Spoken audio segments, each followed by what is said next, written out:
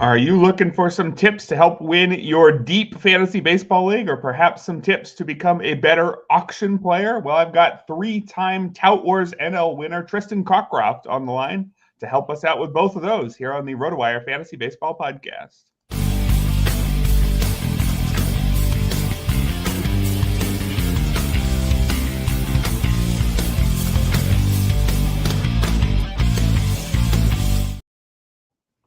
Welcome, everybody, to the Thursday edition of the RotoWire Fantasy Baseball Podcast, brought to you by Fantrax. Erik Halterman here with a very special guest, Tristan Cockcroft of ESPN, the three-time winner of the Tout Wars NL-only league, which we will be talking about the latest draft, which took place on Sunday later today. Tristan, it's a confusing time of year. Opening day is still a week away, but regular season started 2 days ago. Are you feeling as unstuck in time as I am? I definitely am, especially when we have to wake up earlier for those games, right? Yeah. It's always fun to enjoy those early baseball games. I appreciated the extra hour this year, 6 a.m. instead of 5 a.m. Eastern. Yeah, not bad. I would not be advocating for moving the full schedule to 6 a.m. I don't think. Well, it wasn't bad to get a couple, but I think let's keep with the evening games. But let's start right away with that Tokyo series, because we want to start with some of the headlines here before we get onto a review of our Tout Wars NL-only draft board. I think the most exciting takeaway, or the most anticipated takeaway, was going to be, what does Roki Sasaki look like? And, well, what does Roki Sasaki look like? 3 innings, struck out 3. He wasn't bad, gave up 1 hit, 1 earned run, but he also walked 5. So if you have not yet drafted, are you moving Roki Sasaki up or down your board at all based on this first appearance? Not much, really. This is going to temper his value at the draft table a little bit. So I already had accounted for that. I have not been a big Roki Sasaki guy. I don't have a single share yet. I've got 2 more shots to get one. I think now I might actually have an opportunity to. The stuff was electric. I mean, he's definitely got swing and miss stuff, and he throws hard, average 98 with the fastball, 5 swings and misses overall. Splitter and slider look pretty good to me, but the control just wasn't there. But on the whole, the control was kind of problematic in that 1 inning. That was the one that was really bothersome. I'm not going to condemn him for that. Let's not forget, a year ago at this time, Yoshinobu Yamamoto, who did fine in game 1 of this series, he was a disaster in that first inning, and he was amazing once he got back to the States. It could well happen again. Right. Definitely don't want to overreact to this, especially because I don't think that control issues were really what we were worried about with Sasaki. Any worries with him were purely about durability. If you were betting on him holding up for, 28, 30 starts, you were betting on him doing something he's never done before, and he was never going to show us anything either way in that first outing. So probably don't want to move him too much. I'm with you. I think he's going to be just fine when we get back to the States. Some other fantasy relevant takeaways from these 2 games. We've seen a pair of saves for the Dodgers, and I think we probably didn't expect to see any relievers pitching on back-to-back days this early. So after it was Tanner Scott who got the save in the first game, would you have guessed Alex Vesia for the second save? Do we need to be adjusting our assessments of this Dodgers bullpen? What do you make of that? Yeah, that was a little bit of a surprise. Once Kirby Yates came in for the 8th inning, I had an idea it was going to be just an unexpected individual for the 9th. And I think that might be a little bit of the Dodgers game during the year where they do throw in the unexpected guy every now and then. I actually think this is a plus for a guy like Yates, who's not clearly the closer, is that it means that Tanner Scott's going to have some days where he isn't very clearly the guy. I still think it's going to be that pecking order, Scott, Yates, and then a pretty big drop off to the others. Vesia will be one of those options in there. Blake Treinen could also get a couple of save opportunities. They'll spread them around a little bit, but I'm certainly not changing my rankings. So Yates remains somebody you'd be willing to draft in the right league, even though he came in the 8th inning in this game. Yes, I think he is the next in line. Like if it's not going to be Scott on a certain day, it's very likely that it's going to be a righty heavy lineup. Yates fits the matchups for that. And he's got the history and he's got electric stuff. One more takeaway from the Tokyo series. On the Cubs side, we saw Matt Shaw, the rookie, make his debut, bat 5th, start at third base, and then do the exact same thing in game 2. I wouldn't say he's necessarily made much of an impact so far at the plate. I believe it was, 1 for 9 with 3 strikeouts. So not exactly going to say Matt Shaw has hit the ground running, but The fact that he's batting fifth in both games seems to me to suggest that the Cubs intend to use Matt Shaw as a very key piece this season. Is that your reading of the situation? It is actually the interesting part for me was when I was projecting out the lineups, I had him as the sixth hitter for the team against right-handed pitchers. That he started fifth twice in a row against them is a good sign. It means they do believe in him pretty heavily. They said they were taking him over to Japan. They played him as a regular for those 2 games. Very positive signs. Positive indeed. Well, while the Dodgers and Cubs were getting the season underway over in Tokyo, we still had the usual spring training news stateside, and well, the usual spring training news means a whole bunch of pitcher injuries, unfortunately, some significant ones here. Jared Jones is dealing with elbow discomfort, seeking a second opinion on his sore elbow. I think we can guess what that second opinion might be. It's too early, I assume, to rule Jones out for the year. But if you're drafting before this second opinion comes out, I wouldn't take Jones at anything but a massive discount. Is that right? I'm not sure that I would draft him at all. Like, I'm going into my weekend drafts, and if we don't get a very clear read, the fact that he's going for a second opinion, we just saw with Garrett Cole what happens during the second opinion process. I would not draft him. I would draft him as a guy who's at the end, who has IL eligibility for you, and that opens you up for a pickup. That's as far as I'd go speculating without further information. But fingers crossed. I spent $13 on him in Tout Wars. I'm hoping that it's not the worst case scenario. Yeah, we will be getting into that soon. I really liked your inclusion of Jared Jones as part of what seemed to be a very deep pitching staff. And, well, it's not quite as deep anymore, unfortunately. What do you think this means for the rest of the Pirates rotation? Is Bubba Chandler going to come up earlier than we might have otherwise expected, or are we going to still have to wait maybe a couple months for him? I think a little of that's going to come down to how competitive the Pirates are. And I'm still optimistic in their good young rotation that they can hang in the race here. And if that's the case, then I do think they advance Chandler, especially if he gets off to a hot start in the minors. I do think this makes it more likely we'll see him sooner. But I don't think he's going to be in the rotation on opening day. I think you'll see either Harrington or one of the relievers, the long relievers, come in to handle the fifth spot initially. All right, so maybe be a little bit more interested in Bubba Chandler as a stash than you would have been a week ago, perhaps. More pitcher injury news. We've got Ryan Weathers, who is one of the more universal pitcher sleepers, unfortunately, this spring. A whole bunch of people talking about how they liked what he's been showing. Unfortunately, he has been sidelined to a forearm strain, and a forearm strain is not one of the good ones. Often when we see Tommy John, eventually it starts with something like this. I think we're too early to say that for sure at this point. But given that Ryan Weathers was only, an interesting late round target to begin with, probably no real interest in him at this point. Is that fair? I think that's pretty fair. Yes. I mean, he would have been a late pick in most, at least mixed leagues and in NL-onlys. Maybe he would go for a couple of bucks at this point. Yeah. Until we know more, we really can't take him. Forearm issues can be pretty major. I mean, that goes back to the Cole thing from last year where it came up for him during spring training and he missed a good chunk of the season. If Weathers misses 2+ months, for example, even in the best case scenario, he's very hard to make a case for the roster. And I'm sure it's also pretty hard to make a case to roster whoever's going to come up next. I mean, Connor Gillespie with Valente Balazzo's already been sent down to AAA. I mean, they might have to call Balazzo back because Gillespie. Gillespie, I think, was the 5 already for them. So yeah, they're going to have to call another guy back. No, I'm not in. The only case I can really make for these pitchers are they do have a very pitching friendly home ballpark. You face a weak lineup. Maybe there's a streaming situation where you're adding him. And I'll tell you, you're immediately dropping that guy the day after. Right. Yeah. Can't say I'm very excited about any of these guys.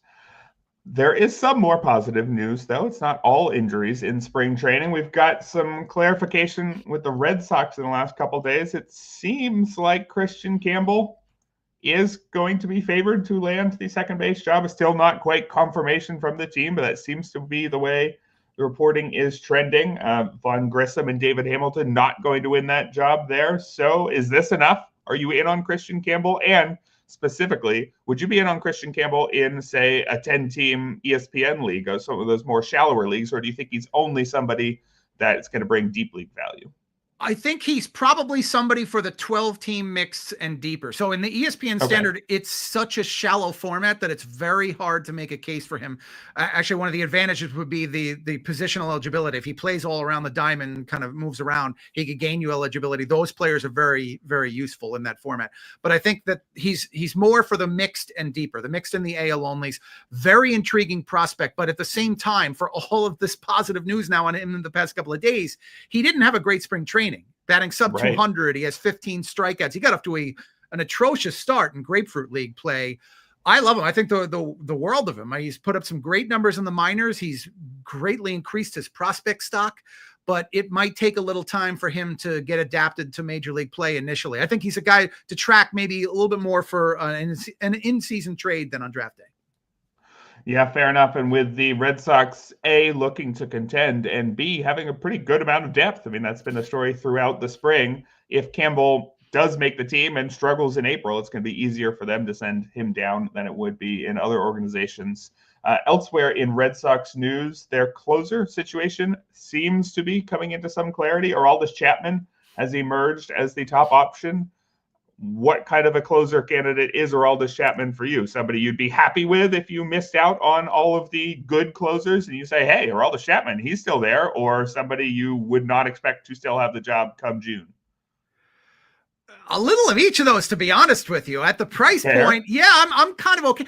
So I get bad news on one Experts League team in Tout Wars with Jones, and then I feel good about Chapman, where he was seriously in every league I've been in. He's like $4 to $7 maybe in an AL only. That's a pretty decent dart throw. Now he doesn't have the velocity he did during his prime. There's no question about that. But when the guy can still dial it up to 95 plus, he's still ranking among the harder throwers in the game. He might be able to get by. The ERA and the whip aren't going to be all that great, but they weren't that great with Kenley Jansen last year either. So, I mean, as long as this doesn't inflate his stock to the point that he's a top, I'd say 16, 17 relief pitcher, I might be on board.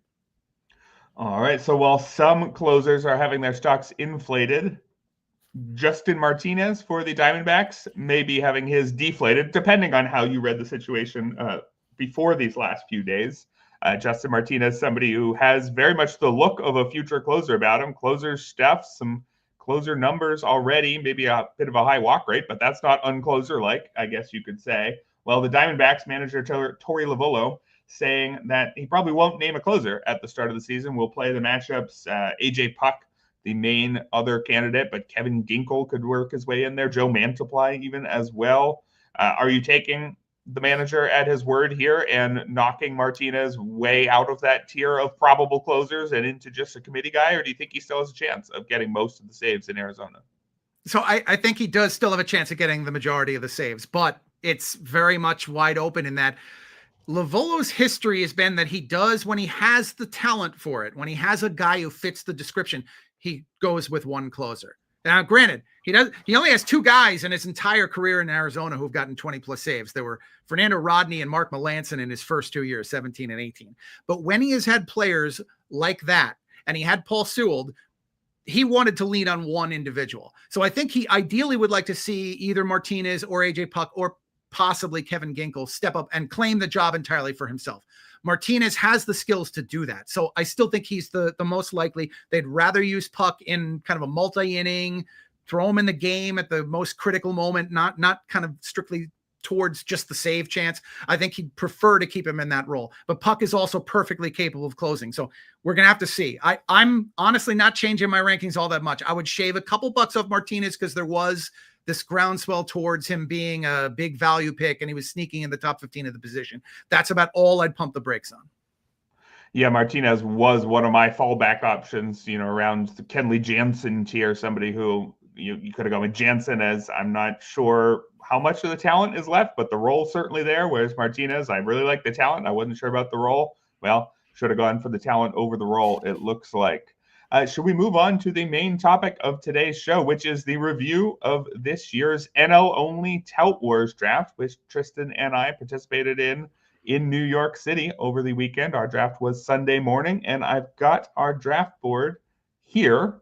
I have rearranged the draft board. If you've been Beautiful. looking, yes, I've been looking. If you've been looking at the public draft board, I've sorted this from, I believe it's from most to least money spent on hitting. And I've also pulled our two teams to the middle so it's easier to see. And I've got Tristan in his ESPN red and me in my RotoWire blue here. And we're going to talk about some of the things we did differently, some of the things we did the same.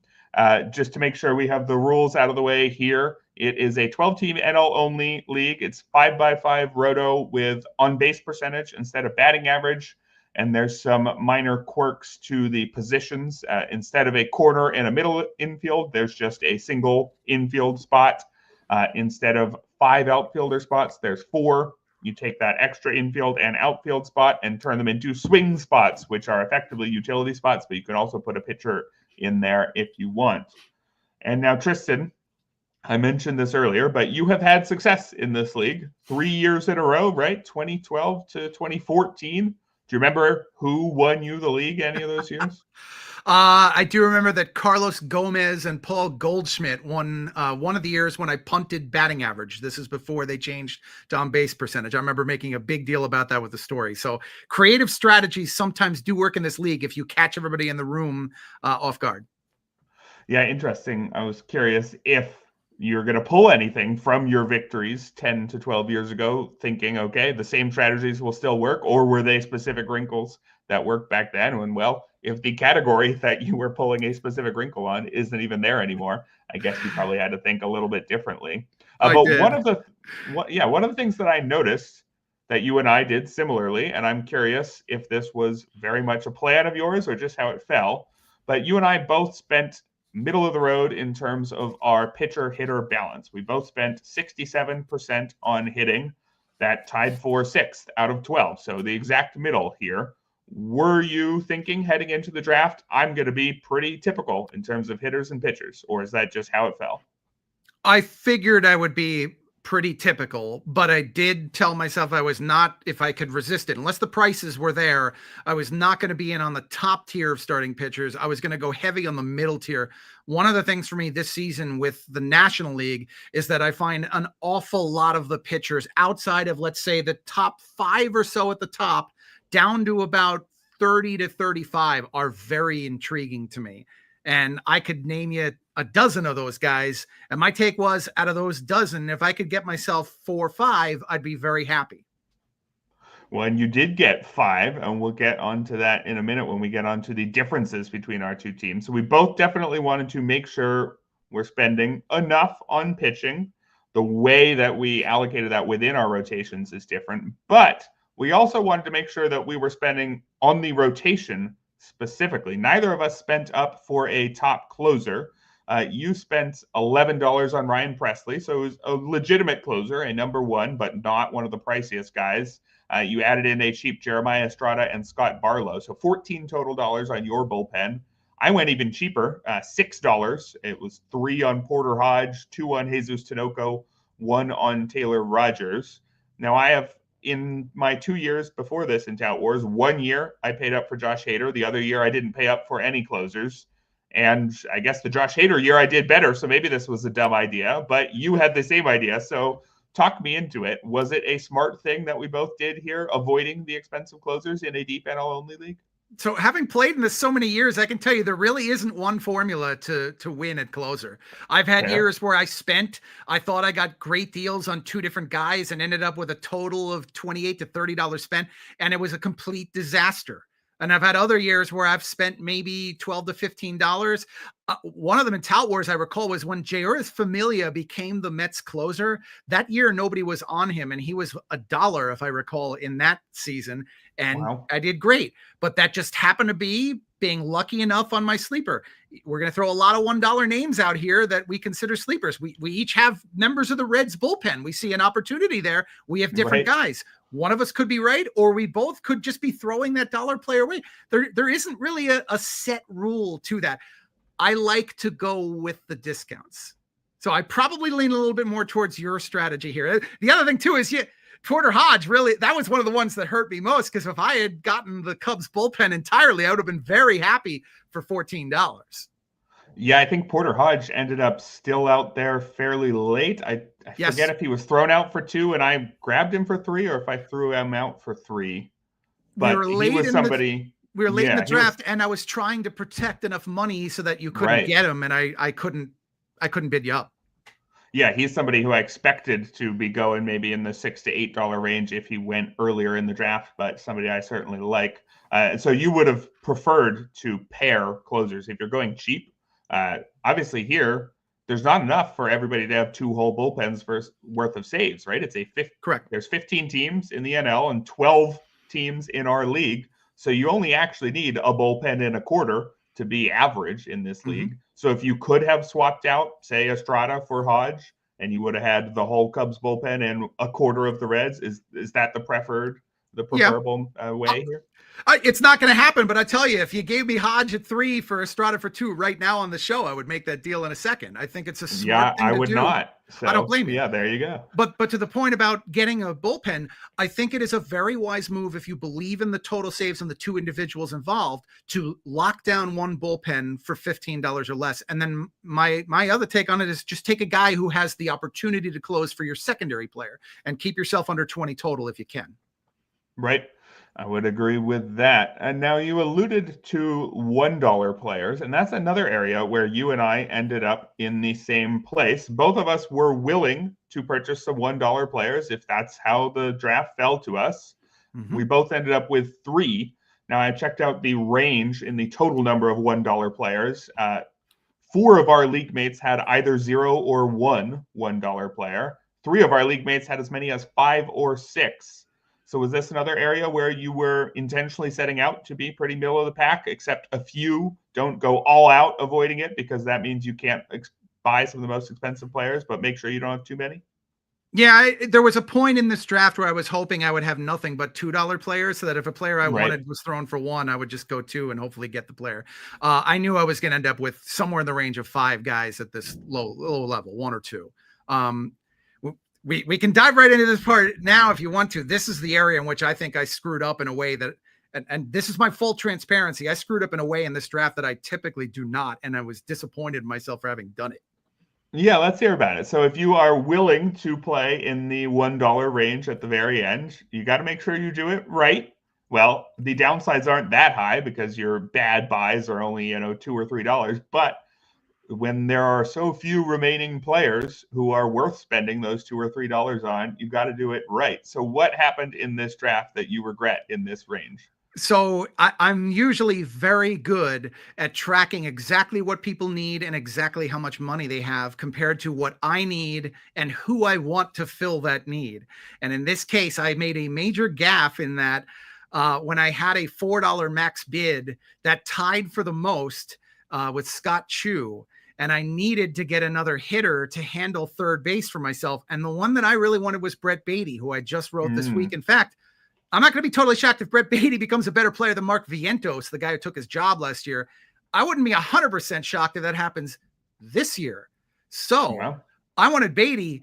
And when the time came up, forgetting that the swingman allows me to put the pitcher in there, I was so consumed with making sure I got Jeremiah Estrada in that place that I nominated Starling Marte, blocking myself from Beatty. Chu then threw Beatty out for $4. That was my max bid.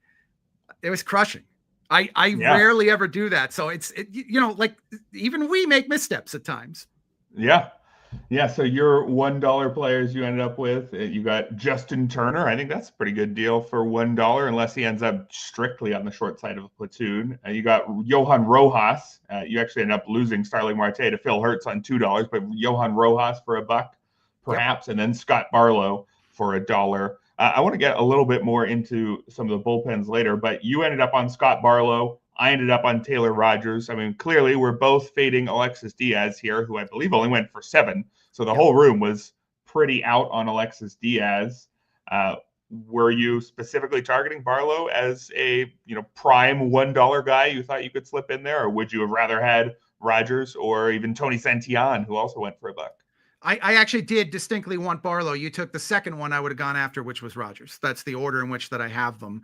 Barlow, just the fact that he has the history and the velocity readings so far during spring training are encouraging enough that makes me wonder whether maybe he's close to where he was during those prime Royals days. It's worth a shot. That's a team that is going to be competitive enough. There should be some save chances. Agreed. I hope you're wrong, but I agree on the general idea. We're going to move from some of our similarities to our differences in this draft right after this word from our sponsor, Fantrax, which is the most customizable fantasy platform in the industry, offering the greatest fantasy experience for your dynasty, keeper, redraft, and best ball leagues.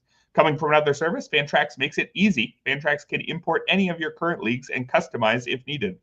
Fantrax offers the most in-depth player pool in the industry, including minor league players. Do you need a customizable commissioner service for your fantasy league?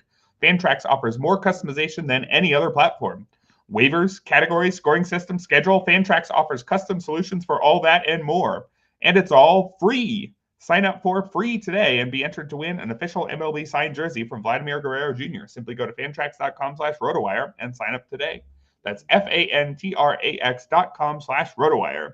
Fantrax, the home of fantasy sports. And we're also brought to you by the NFBC online. We're also brought to you by the NFBC RotoWire, keyword there, the RotoWire Online Championship. The NFBC RotoWire Fantasy Baseball Online Championship is live. Play fantasy baseball against your favorite RotoWire experts on NFBC this baseball season. Jeff Erickson, James Anderson, Clay Link, and more will compete in the RotoWire NFBC Online Championship for a shot at $150,000. Sign up for a draft today at rotowire.com/high stakes. That's rotowire.com/high stakes. And welcome back to the Thursday edition of the RotoWire Fantasy Baseball Podcast. Erik Halterman here, joined by Tristan Cockcroft of ESPN to talk about Sunday's Tout Wars NL-only draft that we participated in together. And we've talked about some of the ways our strategies were the same. We both tried to end up pretty middle of the pack in terms of hitter-pitcher balance. Didn't want to go too weird there. We were both willing to get some $1 players, but not too many. We both tried to make sure that we had a solid starting rotation. But let's talk about how we actually split up the money. Let's start with that rotation. Now, I bought 3 starters for at least $17. Dylan Cease for $25, Logan Webb for $22, Aaron Nola for $17, because I am really scared of running out of quality innings in a deep league. Now, you bought no starters over $16, but 5 starters over $10, probably because you're really scared of running out of quality innings in a deep league. You've got Freddie Peralta, 16, Christopher Sanchez, 15, everybody's sleeper there. Surprised you only got him for 15. Jared Jones, unfortunately already hurt, for 13. Nick Pivetta for 13 as well. And Brandon Pfaadt for 11. So am I right that you are prioritizing making sure you don't run out of good innings? And if so, why was the $5 in this range approach more attractive to you than the $3 or 3 guys in the ace tier approach? So this comes back to my loving the middle tiers of the National League this season. I will tell you that I was completely floored at the fact that Sanchez stalled at $15. Yeah. I had an almost identical draft the day before this, almost to the T. The format was the same, and Sanchez cost $20 in that one. I also rostered him there, so you can see why I would be pretty happy in that one. Most of these guys were just the ones that I felt fell to prices that I was comfortable with compared to my draft pricing. I like the upside on each of them. I've had success getting upside in these middle range pitchers before. So I wanted to try to give myself an opportunity to get anywhere from 2 to 4 of them to turn big profits. It's not going to happen now with my losing one of them, but I still feel pretty good about the Peralta price. I think Sanchez, as you just said, is one who's looked great during spring training. He's got good upside. And I think I might have the opportunity to trade him if he starts super hot. And I think Pivetta is underrated, and Pfaadt I think is, as long as he makes the rotation, a very big upside play as well. So you mentioned that you particularly like this range in the NL this year. Does that mean that this was less of a general strategy and that next year you may well set up your plan heading into the draft to buy 2 starters over $20, or are you just out on that as an idea? It's entirely possible I'll go back in that direction. So you mentioned, Erik, with your team. Now, I actually like the prices you got in your top three guys. I believe I might have been the one who had 24 on Dylan Cease. That was one where if I'm going to pay up for a guy, he was one of the ones I wanted. Blake Snell was another. Blake Snell, by the way, cost $26, more than Cease. Then Nola at 17 was in the tier that I wanted. If I hadn't already spent on Peralta, I believe that he went first. I probably would have been in on Aaron Nola as well. I think that was a smart thing to do. You got known innings. You're going to get 190 plus innings with solid ratios. You know what you're going to get with that guy. So at sub 20, I'd be pretty happy. So yeah, I could completely endorse going in that direction too. So something that I did related to this that I'm not sure if it was correct. So I had Cease and Nola already. And then Logan Webb was coming out, and I think of Logan Webb as a perfect NL-only pitcher. He's not going to pop with those elite strikeout numbers that you might really want in your fantasy ace in a deep mixed league. But in a league like this, where you could run out of viable innings by the end of the year, because, again, there's 12 of us competing for 15 pitching staffs, and it's really only 14 pitching staffs because nobody wants a Rocky. When you're competing for every single viable inning, somebody who can throw 200 plus viable innings like Logan Webb really gets a boost. Now, he didn't fit the plan that I had laid out. I'm trying to look at exactly what I thought I was going to spend on my third starter. I was targeting about $14, but Logan Webb, I thought it was somebody who deserves to be close to, 24, 25 in a format like this. And I thought I had got him for around 18, which would have been more than I had for that slot, but still a steal. And then the bidding kept going, and I stayed in, and I ended up on 22, $8 more than I had slotted in for that pitcher, but about $2, $3 less than I thought Logan Webb should go. Was I doing something smart there, or should I have stayed disciplined and made sure that I got players who mattered and fit my values at all slots in the draft? I think the question would come down to how you feel about your outfield swing and utility man. I mean, you've got to sacrifice something in exchange for getting the value that you want. I actually thought Webb was a fair price. I'm in agreement that I think he is one of the more underrated pitchers on that side. He's just so boring. He's good. Right. There's a lot of guys like that on the pitching side. Logan Webb is really boring, and that makes him really good. And at $22, I thought about it as well. It's just at that stage, having spent already in the teens on a couple of guys, I just wasn't going to go for an $85, $90 pitching staff, but I liked it. And Nolan Webb, you're almost guaranteed 400 innings right there. How many people in this league are going to say that? I look at some of the other teams, like the first price point that pops out to me is Shota Imanaga is $23. He should not be $1 more than Logan Webb. Logan Webb, I think, is the better player. Yeah, I mean, again, so I was pretty happy with the values on all three. Was a little bit worried about what that might do to the rest of the rotation, but Nestor Cortez is an affordable 4. I'm going to need Bubba Chandler to come up as my 5. Otherwise, we're going to have some issues. But I got a lot with those 3. So we both approached pitching in a different way while trying to spend a lot on the rotation. We also approached hitting in different ways, despite spending the exact same total amount on our offense. And it was actually a reverse here. In this case, I did not spend more than $30 on a single hitter. I got Matt Olson as the first hitter or the first player nominated. I figured he should go for, I think I had maybe 31, 32 on my values, and he went for 30, and I was totally fine with that. Pete Alonso and Freddie Freeman ended up at the exact same price, so I was fine with that. I just wanted to make sure I got one guy over 30 without going too far over 30, so I could still fit in several other hitters in the 20s and high teens. Whereas you, Tristan, paid $43 for Juan Soto and $38 for Corbin Carroll. Was that the plan going in? Were you going to go with a sort of stars and scrub-ish approach to your offense?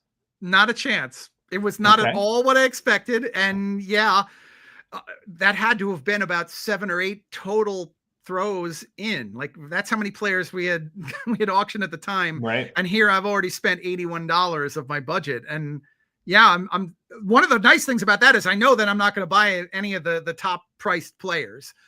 So I was able to just kind of sit down, regroup the strategy, and figure out what I wanted to do and to see if I could still make it work with those teen starting pitchers. My take was I wanted to get a guy who fills categories. I love Corbin Carroll this year. Corbin Carroll did cost $38 last year. I paid the same price that he was a year ago. I actually don't think he's any different a player today than he was a year ago at this time. Soto happened because I frankly think $43 for Juan Soto in an on-base percentage NL-only league is a flat-out steal. Just to put it into perspective, he earned more than that last year with ease. And in Tout Wars only drafts, each of the past 3 years, he's gone for 45, 49, and 47. I had him down at 40. I think it was 47 on my own sheet for this year. So I couldn't let that go. The benefit to getting him at that stage is on-base percentage is taken care of. I can take chances on cheap guys who are going to be a liability there. So you'll see some of the players on the team fit that mold. Paul DeYoung, for example, being one. Right. So I would agree with you. Juan Soto, I had as a $47 player as well. I thought he should have been the most expensive guy on the day. I would have had him ahead of Shohei Ohtani, I think, in an OBP league. Ohtani, I believe, went for 45 to Gray Albright. Don't hate that price, but I thought probably the two should have been flipped. And so if you were me and you come in with a set of values that you're willing to deviate from, but you have your plan, right? I saw, previously the best teams, they tend to have their most expensive hitters about here, their second most about here. And so I come in with values at every slot that I'm willing to deviate from, but not that much. I imagine you were in a similar place then if you said you weren't planning on getting both of these guys, but Juan Soto's coming out way cheaper than you expect. How do you make that decision to deviate from the pre-draft plan? And once you made that decision, what do you do to the rest of that plan? So one of the things for me year over year never changes regardless of what draft I'm in. I'm not going to give you a gift discount on a player, period. I'm just not. If the guy is usually a $25+ valued player on my sheet, I don't care how it blows up my strategy. I'm not going to just give you the gift of a player that I think is $4 underpriced. You don't want to do that. That can lose you leagues. So in that situation, taking Soto, I had to just make it work. I had to sit down and like you saw me, I was sitting across from, I think we were diagonally from each other. You were to my right. And I'm feverishly putting little check marks next to the players that now fit the new plan. Knowing that going in, I was going to spend heavily in the outfield, but not to that level. I was hoping to get a guy at like $20 to $25, then maybe a 15 to 20, and each one would be in the double digits. I didn't expect to have a 38 and 43. So the infield thing, I had to do a lot of mid-draft research. It's what you got to do. Right. Let's talk about that because you spent way up on the outfield because, of course, you got Soto and Carroll. It comes down to, I believe, $110 on your outfield, just $41 on your infield. I'm basically the reverse here, $113 on my infield, $31 on the outfield. I went with Matt Olson, Eugenio Suarez, Luis Garcia Jr., Trey Turner, and C.J. Abrams, all between $16 and $30. And for me, that was sort of an accident. I don't go in saying I'm going to spend this much at second, this much at third, this much at short. I just rank my hitter values from 1 to 14 and say, I want, this is where my third hitter, this is where my fifth hitter is going to be.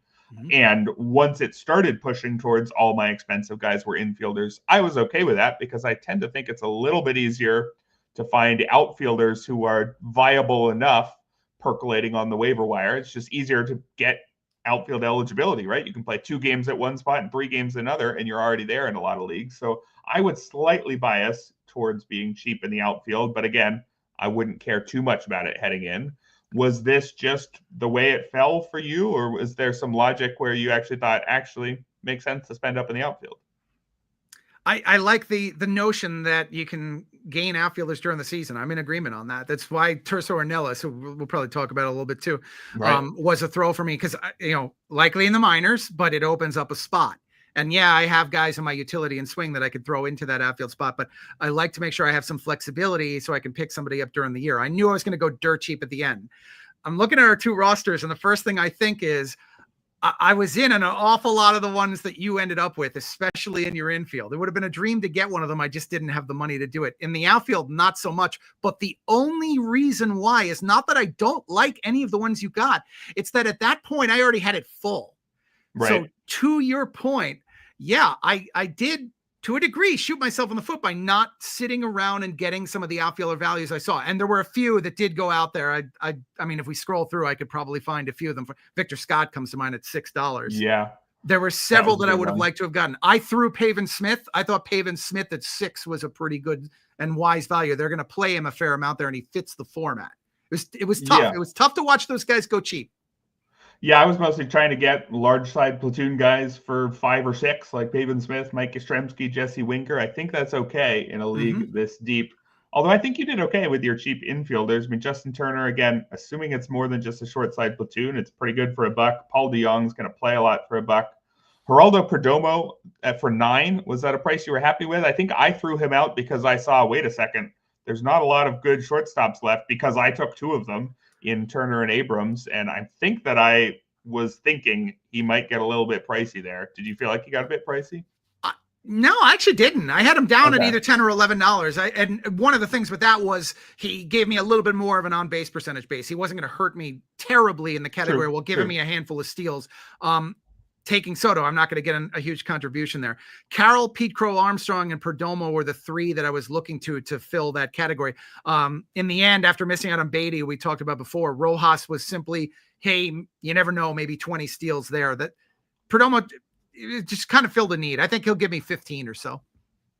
Yeah, I think thinking back, it wasn't that I thought that he was going to go too expensive. It was mostly just I want to make sure he takes up all the remaining money while there's still money out there, right? And I think he it got you Porter Hodge. It got you Porter Hodge that way. Exactly. That one worked. You mentioned one of the infielders that you liked on my team, I'm pretty sure was Luis Garcia Jr. I believe we were in a battle. It was me and you for this one. And if I remember right, the prices were going up 10, 11, 12, 13, 14. And I did the little move where you just jump by 2. It's been going up by 1, 1, 1, and I jumped up by 2. And that might have worked. I mean, that's what you told me at the table, that you would have got him at 16 and not 17. Is that a move that you do from every now and then? Do you think it actually works? Absolutely.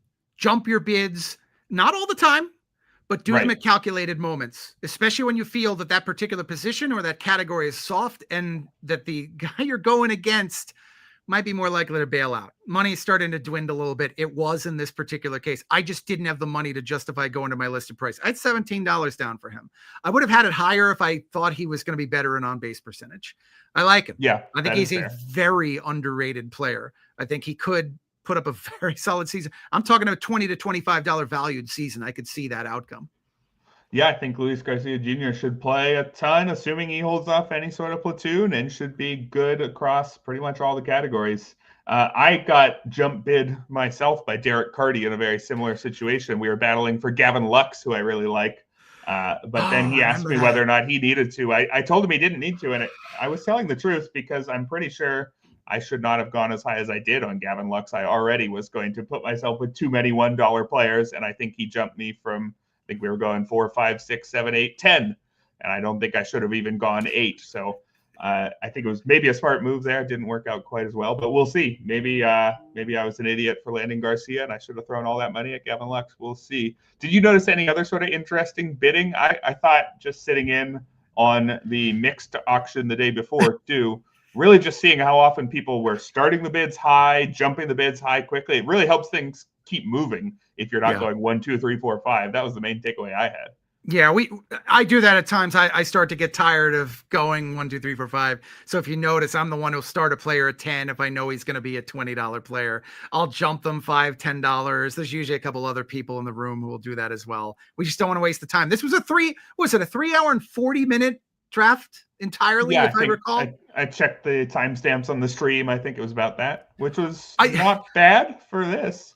So on this one, in terms of the bidding habits, like Derek will kill me for saying this. Derek, I think, is one of the most hilarious guys to be in the room with for drafting because he gets so frustrated when you're going against him. And in the Lux case, I was one who wanted him as well, and I thought 10 was too much. And I'm just like, whoa, okay, guys, chill here.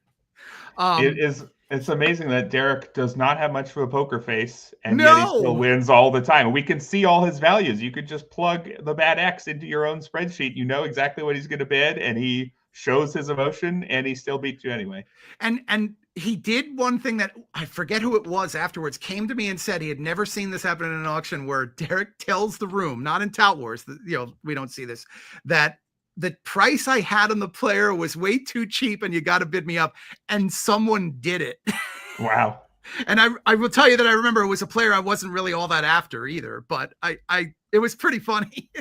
I think he successfully price enforced at one point in our draft just by saying, wow, you're going to let him have him that cheap? And That was somebody the else one. bid up. Do you remember who it that the was? one? I don't remember the exact player, but it worked. I've never seen anyone price enforce by telling someone else to make a bid, and it worked. And that was my bid. I remember I had the player at the time and thinking, oh, you got bid up. Oh, man. Yeah, I'm like, I'll take him at that price, sure. But yeah. I wasn't even trying to get whoever it was. It was somebody I liked. Maybe it was Jared Jones. I don't know. No, it couldn't have been. I ended up with him. yeah. It was a hitter. It was definitely a hitter. Ivan Herrera, maybe somebody like that. Speaking of Ivan Herrera, I wanted to talk about a couple of situations where you and I ended up in the same part of a team's depth chart, because there's some interesting overlap where we can't both win, including in that Cardinals catcher situation. Collectively, we've got all of them. I've got their catcher / first baseman, Wilson Contreras, for 21, but then the guys who are actually going to be starting behind the plate. You've got Ivan Herrera for 10. I've got Pedro Pages for 1. Now, I really like Ivan Herrera this year. I think he's definitely one of my top catcher targets. And if I had $10 to spend on a catcher at that point, I probably would have jumped you to 12. So I don't think I would choose my $1 Pages over your $10 Herrera, but would you? I would not. I like Pages at $1.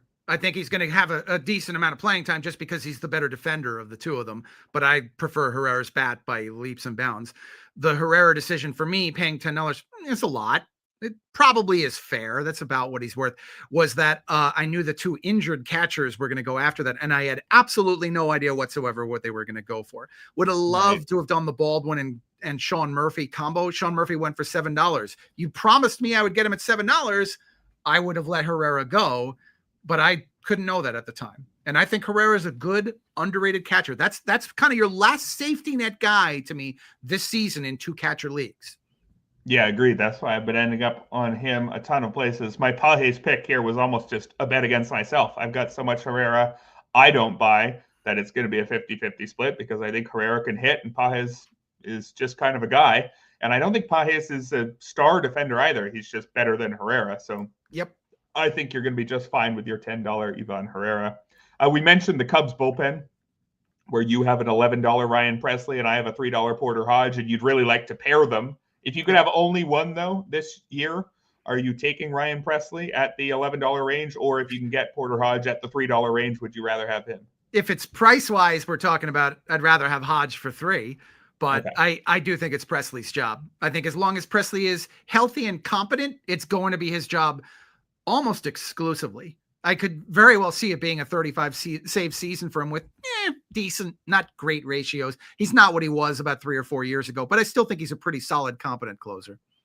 So it's just a matter of he'd have to pitch his way out of the job, not just Hodge having a good season. If Presley struggles, maybe Podge gets in there. Otherwise, Podge, interesting. Otherwise, it'll be Presley's job all year. Another spot, the final spot in the Padres lineup. Is that what we're calling this? Maybe the Padres DH. You have a $3 Tirso Ornelas.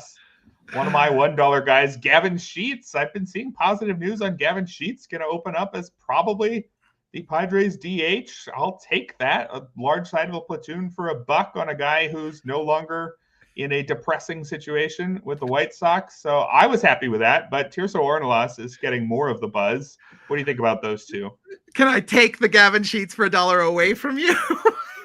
I like it. Should have been too. I didn't have it. So that was one of the pains at the end of not getting the Beatty thing correct, is that if I get Beatty there, then I really don't care who my dollar players are. I'm going to find somebody that I consider competent in the Rojas level. I hate Jared Kelenic at $3. But he was the best player available, and I had $3, so I needed to get somebody. Sheets, when that came around and I didn't have that money, I just actually I think Sheets came out before the Beatty thing. But he's going to make the team. He's had a decent spring. I think they could give him some starts at DH against right-handed pitchers. They'll mix and match him just right so the ratios don't damage you, the on-base percentage. For $1, sure, why not? Is Ornelas a particular target, or did he just seem interesting? Okay, tell me more about him.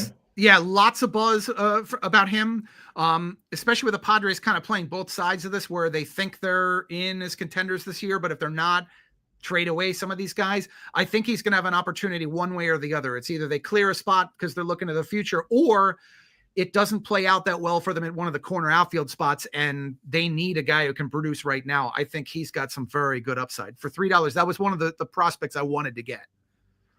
All right. So we have talked about our overall strategy here, and we've touched on a good number of the players that you and I have each bought in the auction on Sunday. Are there any other buys on your team that you are really excited about, or perhaps already regret, that you wanted to mention? Love Pete Crow Armstrong for 17. I'm a very big Pete Crow Armstrong believer this season. I would not be shocked by 2040.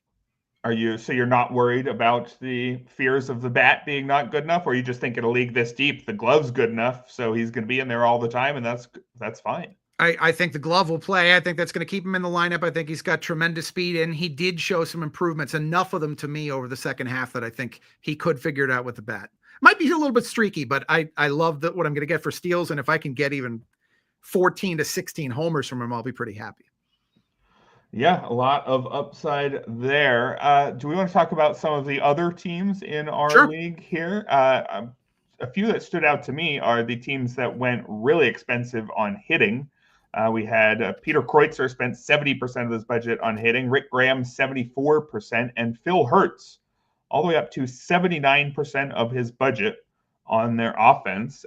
Do you like this approach? Do you think that any of them in particular, got enough from the pitching staff that their team looks like a particular threat? So I think Kreutzer did okay. I mean, Wheeler 29 was one of the better values among starting pitchers. I just wasn't in that market. Hunter Green was on the list at $16. Hunter Green was on my list of guys that I wanted to target there. I was in on hers. Seth Halverson. We were talking about how many Rockies pitchers go in the night before this draft for $1 worth taking a shot. What was odd to me about Kreutzer's team was, he went pretty heavy in the outfield and also a catcher. He spent $42 a catcher. 42. Got two very good ones, but I've never been. I played this game a long time. I mean, I'm still 25, but I feel like I played it for like 30 years, maybe literally. I've never made it work with two elite catchers. I've never had a successful team where I paid up for two catchers. Could just be coincidence. But who knows? It just leaves so little else for the rest of the team. But William Contreras isn't going to play like a catcher this season, I don't think. And Will Smith for 17 just has to be healthy. Bad either. Smith has got to stay healthy. And so in a shallower league, it's becoming probably more and more in vogue to invest extremely heavily in hitting early and just figure, you know what, pitchers get hurt. I got to rotate through the wire until I eventually find 9 good ones. In a league like this one, I am scared to do it because I see it bottoming out if I just have, if I run out of good pitching and the only good starting pitchers are projected for a 5 ERA, I think that I just lose. But I guess you can, throw more middle relievers and setup men in there. There's more ways to make it work. What do you think about, in particularly a very deep league, this extreme offense first approach? I think it puts you very much on the hook to do a lot of mixing and matching during the season. What's tough in Tout Wars NL is that the pitching pool is richer in relief pitchers during the year than it is in starting pitchers. And if there is ever a good starting pitcher that comes onto the wire, you're paying a huge chunk of your fab in order to get him. Right. Or you're that guy who's sitting there on a huge amount of fab hoping that a good starting pitcher gets traded in mid to late July. Right. I just don't like that feeling. I admire you mentioned Phil's team, Phil Baseball HQ. Baseball HQ, this is a known thing to go dirt cheap at starting pitcher. I admire that strategy, and I wish that I could employ it to the level of a $40 pitching staff. I've also not been able to make that a successful strategy. It's really hard to do in an NL-only league.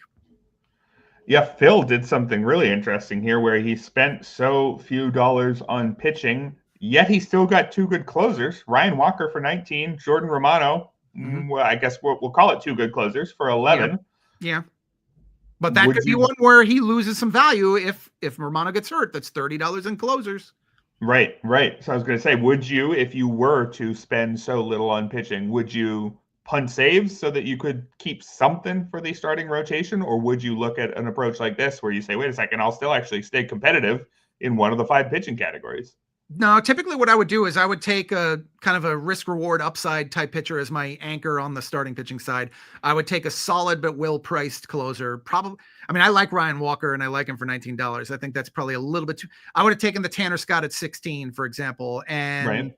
looking at the other aces on here, I might have taken Schwellenbach for 20, Tanner Scott for 16, and gone $2 for everybody else. If I was going to do that, that's the way that I would play it. Right. That makes sense. Then you replace those $1, $2 guys with whoever comes Oh, in on the wire. Although, and go also ahead. important in this one, this is a Derek Carty special. Derek and I have talked about this for well over a decade. If you do that, it's 4 pitchers in the reserve draft.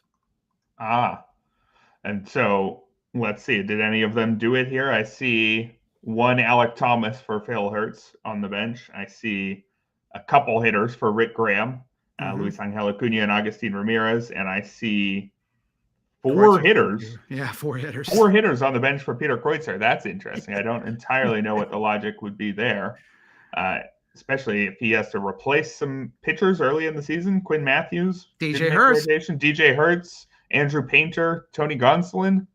He's going to be active on waivers already. That is interesting. I mean, obviously, he's got quite a lot of hitting to make up for it, and he has had some success in this league. So I don't want to tell him it's not going to work, but he's going to have work to do.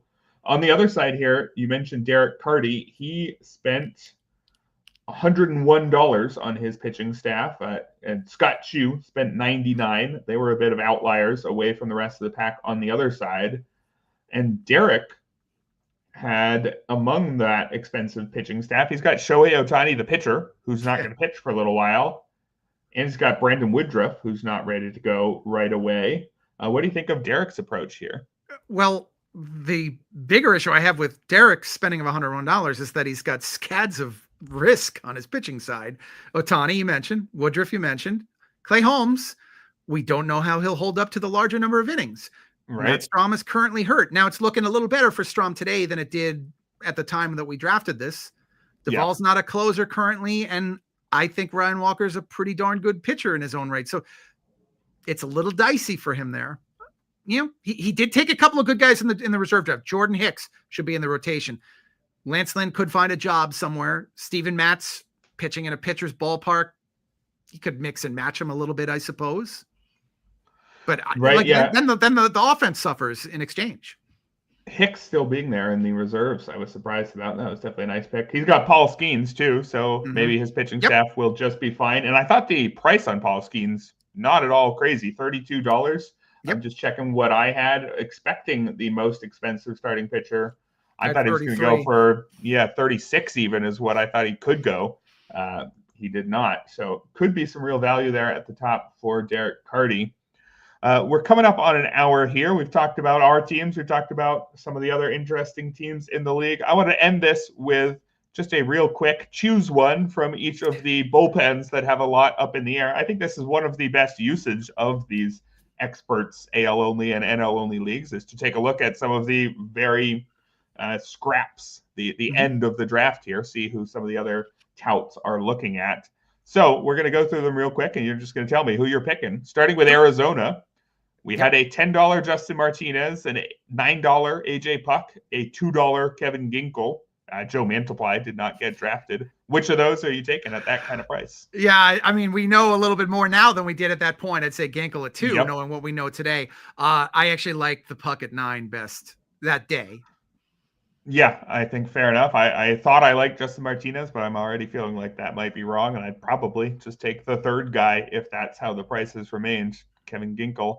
In Cincinnati, we talked about Alexis Diaz, only went for 7, and then Scott Barlow, Taylor Rogers, and Tony Santillan all went for 1, and you picked Scott Barlow for 1, so I'm assuming that's your pick here? Yeah, in fairness, Diaz for 7 is not unreasonable. I actually thought that was a very fair price. Yeah, I would agree. If you had not budgeted a ton for your closer and you still wanted one who is probably going to start the year, I mean, are we that out on Diaz? Is he going to be not the closer on opening day, or is it just that we think by May he's going to lose the job, right? I actually would not be shocked if he does lose that job by opening day. It's been that rough a spring, but yeah, all indications now are he's going to get a shot for at least the opening week. I think. Right. Fingers crossed for all of you Alexis Diaz managers. Right. And maybe, could be one of those where he has 3 good appearances in the week 1, and actually he's the closer all year. And this was just a bad spring and a bad all of last year. And I'm now talking myself out of it. But let's move on to the Rockies. $1 on Seth Halverson. Tyler Kinley and Victor Vodnik went undrafted. So I guess the question to you here is, are you spending $1 on Seth Halverson, or are you completely ignoring the Rockies bullpen? I had Halverson graded as a reserve pick. Don't have a problem Okay. at $1 in that situation. So I draft him. I'm not excited about it. If I'm going to pick one, that's the only one I want. Yeah, I guess same. And I just don't even know when I would include him in my lineup, right? Only if the Rockies are at home. They're not going to win many, or on the road, sorry. They're not going to win many games. And do I really want Halverson to give me, 2 innings against the Dodgers in Coors Field and 1 against the Padres or something? I don't know. You It's want a lot of weeks. You want like home Marlins, home Nationals, and other than that, Right. you're never using him at Coors. Right. You want to be able to stick your closer in the lineup every single week. That's kind of the whole point in rostering a closer. And I don't know, I guess as your extra guy you use sometimes. In Miami, we had Calvin Fauché for $4, Jesus Tinoco to me for $2, Anthony Bender went for $1. Who are you picking out of that group at those prices? Bender, and I wouldn't hesitate. That probably was a gaffe on my part. Although I do like Barlow, Estrada, and Presley. I just think Bender's got the stuff. Faucher's had just another guy's had a miserable spring. A lot of the National League closers, especially the middle to below, have had pretty brutal Marches. He's one. Yeah, we'll be listing about 7 of them here. So that means there's only about 7 or 8 actual closers that we trust in the NL right now. Yeah. I thought Fauché would be the guy since he got the first chance last year, but I certainly wouldn't pay up much for him. So maybe Bender as the cheapest is the way to go. The Phillies, I'm not sure if they totally qualify here, but Jordan Romano went for 11, and then Orion Kerkering for 4, Matt Strahm for 3, Jose Alvarado in the reserves.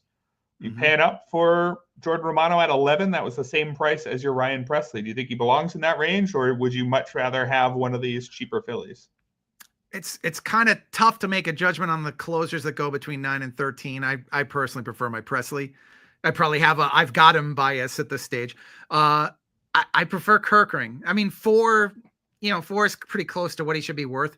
I think Kerkering's just got some great stuff, and Romano's injury history, he's going to miss time this year. I think there's going to be an injured list stint, and darn, I'm forgetting who it is we were talking about that could sneak in, steal the job.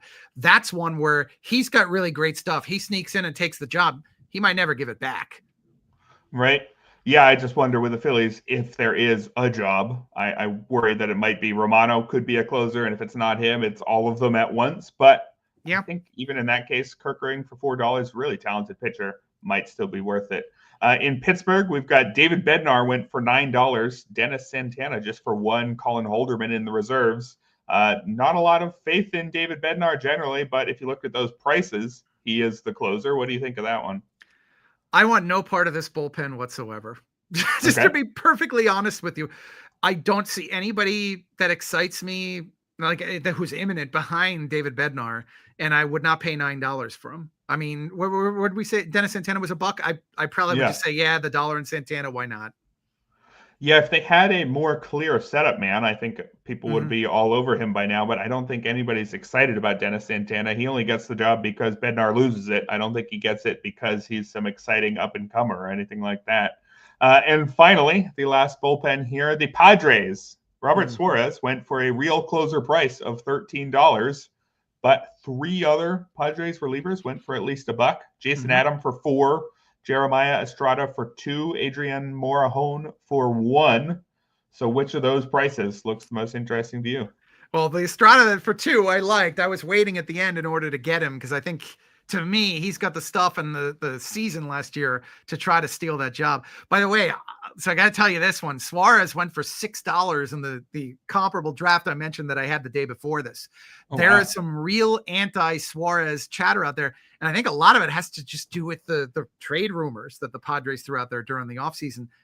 There are situations where he will be the cheapest guy, and then I'm just going to take the guy who's closing today. Not a 13, but drop him $1 or $2, $3. Sign me up. Yeah, I think that's very fair. I mean, you're committing to maybe needing to deal with saves mid-season or even sooner, but that's going to be the case with a lot of people. There's always closers that pop up temporarily, so you can take April and May's worth of saves with Robert Suarez. I should mention that both Suarez and Jason Adam went to Steve Gardner, so at least one person in our draft was able to pull off that quarter of the market on a bullpen thing, unless, of course, all the saves there go to your Jeremiah Estrada, so we'll find out. Or Morahone. Yeah, who knows? Yeah. All right, but that's going to do it for our Tout Wars NL-only draft review. Thank you very much, Tristan, for giving me your time. It was a lot of fun to break down this draft with a 3-time champion. Do you want to make any predictions here? Is it going to be a 4-time champion? Did you win the draft? Who do you think are the favorites here? Whose team do you love? Oh gosh. Was it 4 times? Maybe. I think I'm competitive, and I think I'll be up there near the top. Will I win? I don't know. It's going to come down to in-season management. I'm confident in that. I like Steve Gardner's team a lot. I mentioned this to Steve afterwards that he actually picked up 2 of the guys that I'm building a lot of my fantasy teams around. Schwellenbach, I mentioned a couple minutes ago. Sandy Alcantara is the other. Sandy Alcantara at 15 was an excellent price. And you mentioned he got 2 of the Padres, if I'm wrong, on Estrada. Steve always puts together a good team, so he'd certainly be one of the top ones up there. Yes, Steve similarly went 3 aces, you could say, whereas I went 3 guys of 17 or more. He went 3 guys of 15 or more. Corbin Burns, Spencer Schwellenbach, Sandy Alcantara. He also found room for some closers, Kyle Finnegan and Robert Suarez, for a combined 21. I guess he spent a little bit less on hitting than me, but I'm going to be intrigued to see if his starting 3 outperforms mine. Derek Carty, I assume, has to be one of the favorites because of his historical performance, even if the team he left with on draft day is unusual. It's an outlier in terms of the hitter-pitcher balance, and we talked about the risk, but when somebody consistently finishes top 3, you got to assume that there's a plan here. And I'm going to make an interesting point about Derek Carty's team now that I think of it. The last time Derek Carty did win this, well, I mean, he might have in the year I was not in it.